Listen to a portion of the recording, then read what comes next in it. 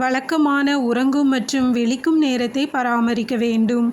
ஒரு குறிப்பிட்ட நேரத்தில் உறங்குவதற்கு நமது உடலை நாம் பழக்கப்படுத்தும் போது நம்மால் விரைவாக உறக்க நிலைக்கு செல்ல முடிகிறது. அதாவது நமது உறக்கத்திற்கான தாமத நேரம் குறைகிறது. பகல் நேரத்தில் இயற்கை வெளிச்சம் படுமாறு பார்த்து கொள்ளுங்கள். பிரகாசமான சூரிய ஒளியில் நாம் இருக்கும்போது பகல் நேரங்களில் நமக்கு தூக்கம் வருவதில்லை. மாலை நேரங்களில் விளக்குகள் மங்கும்போது நமக்கு தூக்கம் வர தொடங்குகிறது. உங்கள் படுக்கையை தூங்குவதற்கு மட்டுமே பயன்படுத்தி கொள்ளுங்கள். படுக்கையில் உணவு உண்பது, படிப்பது, அரட்டை அடிப்பது, தொலைக்காட்சி பார்ப்பது போன்ற எந்த ஒரு செயலையும் செய்யக்கூடாது. இது நமது மூளையை பழக்கப்படுத்தும் ஒரு செயல்முறையாகும். இதன் மூலம் படுக்கை என்பது உறங்குவதற்கு மட்டுமே உரியது என்று நமது மூளைக்கு நாம் பயிற்சி அளிக்கிறோம். உங்கள் படுக்கை அறையை இருட்டாகவும் அமைதியாகவும் இதமான வெப்பநிலையிலும் வைத்திருங்கள்.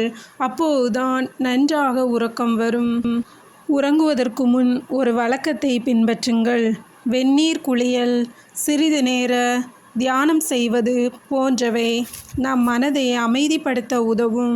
உறங்குவதற்கு முன் மனதை அமைதிப்படுத்துவது முக்கியம்.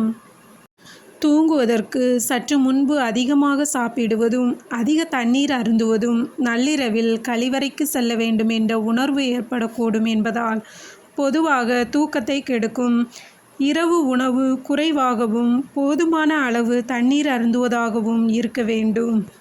மது அருந்துதல் தூங்க உதவும் என்று நாம் உணர்ந்தாலும் உண்மையில் அது தூங்கும் நேரத்தை குறைப்பது மட்டுமல்லாமல் நமது தூக்க அமைப்பையும் சீர்குலைக்கிறது.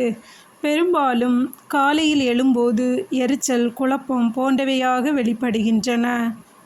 மிதமான உடற்பயிற்சி அல்லது யோகாவை பகல் நேரத்திலோ அல்லது உறங்குவதற்கு குறைந்தது 4 முதல் 5 மணி நேரத்திற்கு முன்போ செய்ய வேண்டும். இது நமது உடலை சமநிலைப்படுத்தி நமது உறக்கத்தை மேம்படுத்துகிறது.